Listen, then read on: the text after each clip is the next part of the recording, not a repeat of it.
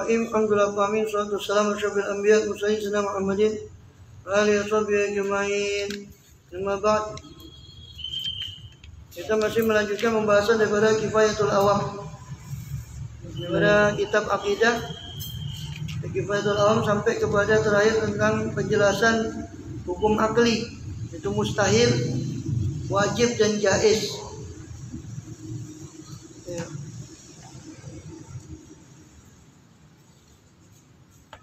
Ya, mustahil, wajib dan jaiz.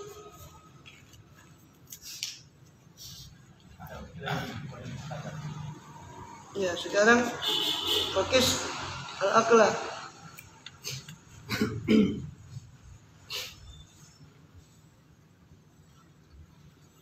Ya. Jadi kemarin itu terakhir kita membahas tentang hukum akli, hukum akal, yang berbeda dengan hukum syarak. Kalau hukum syariat kita sudah kenal dalam fikih. Ada wajib, ada sunnah, ada makruh, ada mubah, ada haram. Itu hukum syariat. Kalau dalam akidah ini dikenal hukum akal. Hukum akal, wajib secara akli. Maksudnya akal tidak boleh tidak menerima, pasti menerima. Itu wajib secara akli. Seperti tahayyuz lil jirim. Seperti kemarin dicontohkan oleh musannif bahwa tahayyuz mengambil tempat bagi jirim. Semua jirim, semua benda pasti mengambil tempat. Hatta udara sekalipun mengambil tempat. Oksigen itu mengambil tempat. Kalau tidak mengambil tempat ya tidak diwadahi tabung oksigen. Walaupun itu udara. Ya. Jadi itu wajib ya kan? Karena akal pasti menerima bahwa segala benda itu pasti mengambil tempat. Itu wajib secara akli. Akal pasti menerima itu. Ya. Kemudian mustahil. Ya. Mustahil yaitu apa? Seperti satu benda kosong dari gerak dan diam secara bersamaan, itu mustahil. Sesuatu yang akal tidak menerima. Ya, benda ini, HP ini tidak diam, tidak bergerak secara bersamaan. Tidak mungkin. Itu namanya mustahil. Jaiz itu adalah yang boleh diterima oleh akal. Ya, boleh juga bisa juga akal menerima atau tidak menerima. Seperti adanya Zaid atau adanya anak bagi Zaid. Ya. Terus terakhir apa? Kalau wilayah sebagai mukallaf.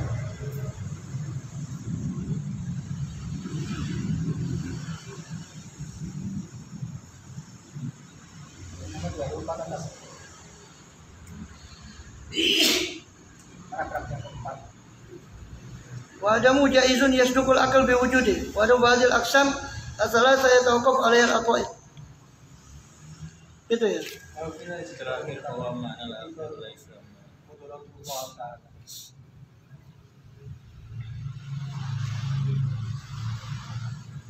Ya. Saya baca di sebelumnya aja. Wa adamu jaizun yasdukul akal bi wujudi. Wa di aqsam asalah ya tawakuf alaihi fahmul aqwaid. Maka ini pembagian yang tiga.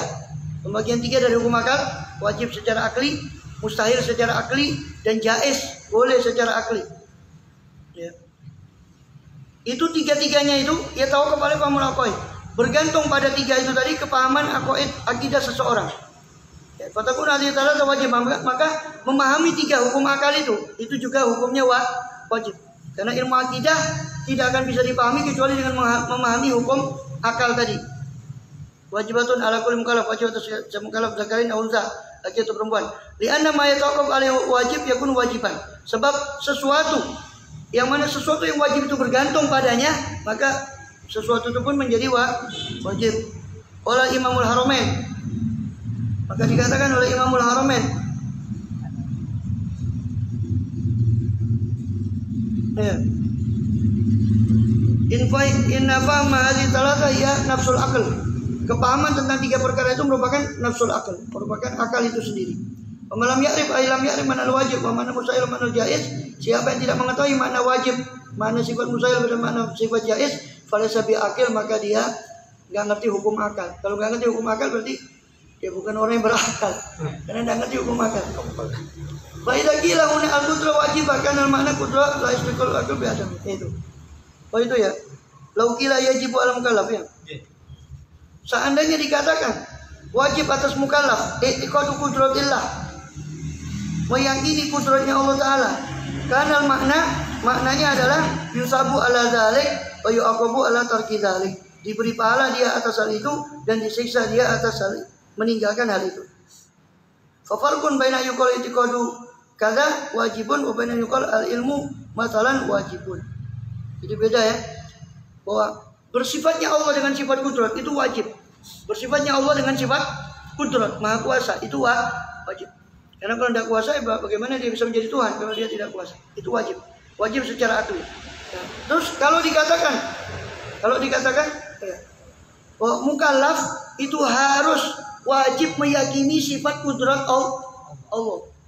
Maknanya mukallaf itu wajib meyakini sifat kudrat Allah, artinya kalau dia meyakini sifat kudrat Allah berarti dia diberi pahala. Kalau dia tidak meyakini sifat kudrat Allah berarti dia dosa. Jadi makna pemakaian kata wajib dalam hukum syar'i seperti wajibnya seorang muslim untuk meyakini sifat kudrat, maka itu wajib dalam makna hukum syar'i. Jadi dia diberi pahala karena keyakinannya itu. Ya. Perbedaannya dengan wajib Allah bersifat kudrat. Ini wajib secara hukum akli. Paham ya pembedaannya? Jangan dikacaukan antara wajib syar'i dengan wajib akli. Fafarqun baina yuqal i'tiqadu kadza wajibun. Ya. Maka beda antara dikatakan keyakinanmu terhadap hal ini adalah wajib. Seperti keyakinanmu terhadap kudrat itu adalah wajib. Wa baina yuqal dan antara dikatakannya al ilmu masalan wajibun, bahwa ilmu itu adalah wajib. Ya. Ilmu itu adalah wajib atau sifat ilmu itu adalah wajib bagi Allah. Lianu idza qila ilmu wajibun lillah. Sebab kalau dikatakan ilmu sifat ilmu itu wajib bagi Allah Ta'ala, karena maknanya adalah anna ilmu Allah Ta'ala la yasduqul akal bi adami. Bahwasanya sifat ilmunya Allah Ta'ala tidak membenarkan akal itu akan ketiadaannya. Akal tidak akan membenarkan ketiadaan sifat ilmu bagi Allah. Sesuatu yang akal tidak mungkin menerima ketiadaannya itu berarti wajib secara akli. Maka kita katakan sifat ilmu bagi Allah itu adalah wajib. Bukan kita mewajibkan Allah, bukan. Sifat ilmu itu bagi Allah adalah wajib. Ini akal itu tidak mungkin menerima Tuhan tanpa sifat ilmu. Itu maknanya wajib secara akli. Ini sesuatu yang akal tidak mungkin menerima ketiadaannya, harus menerima keberadaannya. Wa ma idza qila.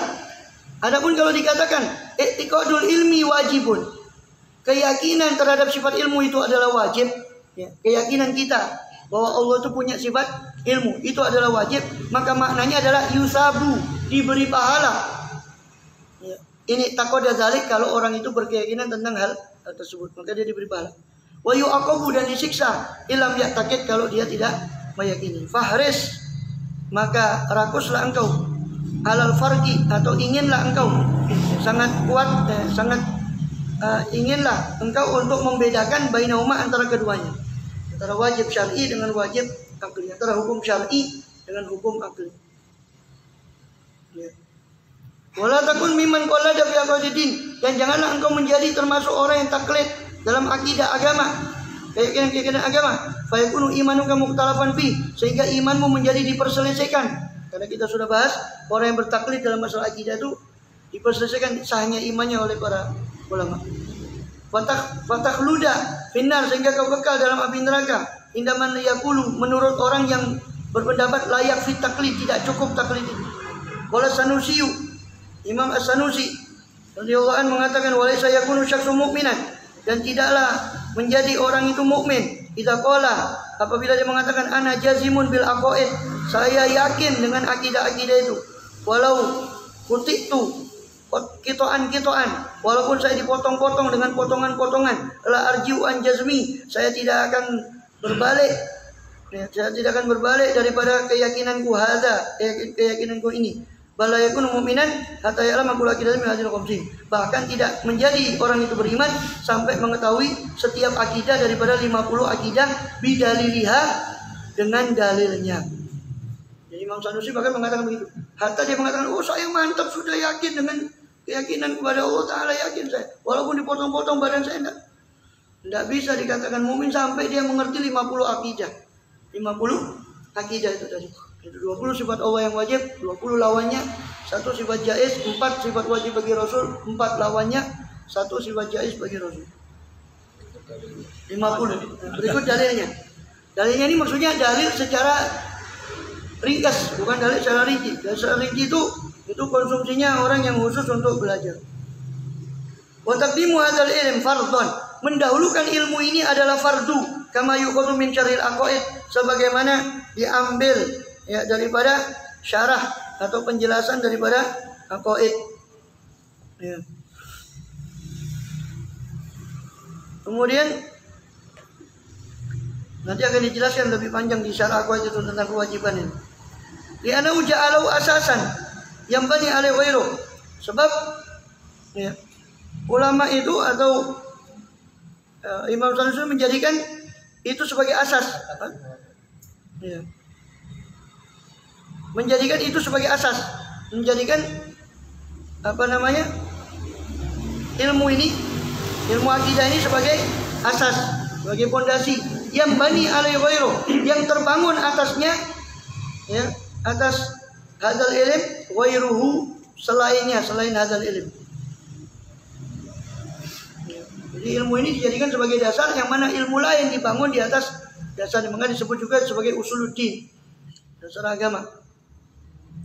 Fala yasil hukmu bi wudu'i syakhsin, maka tidak sah menghukumi wudu seseorang atau sholatnya seseorang illa idza kana au sholati illa idza kana aliman, kecuali apabila ada si syaksin itu, orang itu tadi mengerti bihadil aqwaid, dengan akidah yang 50. Belum bisa dikatakan amanu wa amilus soleh. Amal soleh ini belum bisa diterima sebelum amanunya beres. Lah, imannya beres, harus mengetahui 50 akidah. Maka tidak bisa dihukumi orang wudunya sah atau sholatnya sah tanpa dia mengetahui akidah yang benar. Au jasiman biha, atau meyakini biha dengan aqwaid ini, dengan hadil aqwaid alal khilaf fi dzalika, berdasarkan khilaf, silang pendapat ulama tentang masalah hal itu, apa sah atau tidak. Sebagian mengatakan tidak apa-apa, pokoknya ikut saja kepada ulama sudah cukup. Itu menurut pendapat yang sudah kita bahas panjang lebar, berbeda pendapat. Wa idza qila al-ajzu mustahilun alaihi ta'ala, kalau dikatakan bahwa al-ajzu itu mustahil, ya, bahwa sifat lemah itu mustahil bagi Allah Ta'ala, karena maka makna mustahil itu adalah anal ajza la yasduku atau la yusaddiqul aqlu biwuqu'ihi, bahwasanya sifat lemah itu pada Allah, itu akal tidak membenarkan terjadinya sifat lemah pada Allah. Itu maknanya bahwa sifat lemah itu mustahil, maknanya akal tidak menerimanya. Jadi pengertian mustahil adalah sesuatu yang tidak diterima oleh akal keberadaannya. Buku inilah terjadinya sifat itu untuk Allah, tidak mungkin akan menerima untuk Allah Ta'ala. Wa wujudihi, dan tidak membenarkan akan keberadaan sifat itu pada Allah. Wa kadza yuqalu, demikian pula dikatakan fi baqil mustahilat, dalam sisa sifat-sifat mustahil yang lain. Wa dzakila, apabila dikatakan razaqallahu Zaidan bidinarin, Allah merezekikan Zaid dengan 1 dinar, yuqalu jaizun, maka dikatakan itu boleh. Boleh Allah memberi rezeki pada Zaid itu dengan 1 dinar, boleh. Boleh iya, boleh tidak. Akan menerima keberadaannya, juga menerima ketiadaannya. Karena makna, maka maknanya anna dzalika yusaddiqul aql bi wujudih, bahwasanya akal membenarkan keberadaannya tarotan di 1 kali, wa bi adami, dan juga bisa membenarkan ketiadaannya ukhra di lain kali. Wal nadhkur lakal aqwaidul khamsin mujmalah qabla dzikriha mufassalah, maka hendaknya kita sebutkan ya, hendaknya kita sebut akidah yang 50 itu secara mujmal ya, secara global, secara menyeluruh, qabla dzikriha, sebelum menyebut akidah yang khamsin tadi mufassalah secara terperinci. Fa'lam, maka ketahuilah annahu yajibu lahu subhanahu wa ta'ala, bahwasanya wajib bagi Allah Ta'ala itu isruna sifatan, 20 sifat. Wajib bagi Allah 20 sifat. Wa yastahilu alaihi isruna sifat, dan mustahil bagi Allah 20 sifat lawannya yang 20 yang wajib tadi. Wa yajuzu bi ta'ala amrun wahidun, dan boleh bagi Allah, sifat jaiz bagi Allah itu cuma 1. Itu Allah boleh melakukan sesuatu, boleh juga tidak melakukan. Fadhi ihda wa arbaun, maka ini 41, 20 tambah 1, 41. Wajib boleh rasul, wajib bagi para rasul 4 sifat. Sidik, amanah, tabligh, qatan, 4 sifat. Yasahilu alai arba'ah, yasahilu alai mustahil bagi para rasul 4 sifat. Wa yajuzu fi hakim alaihi wasallam amrun wahidun. Dan boleh bagi sifat para rasul itu satu perkara, yaitu boleh para rasul bersifat dengan sifat manusia biasa, makan, minum, tidur, kawin, boleh bagi rasul, jaiz. Ya, 4 ditambah 1, 8 ditambah 1 9, 9 tambah 41 50. Fahadil khamsun, maka inilah 50. Wa sayati tahrirul kalam inda dzikra mufassalah insyaallah taala, dan akan datang tahrirul kalam, penataan ya, perkataan ya, ketika menyebut sifat khamsun tadi mufassalatan secara terperinci insyaallah taala. Wallahu a'lam. Al-awwal min sifatil wajib Allah taala al-wujud. Yang pertama bagi sifat wajib yang diketahui bagi apa? Sifat wajib bagi Allah adalah wujud.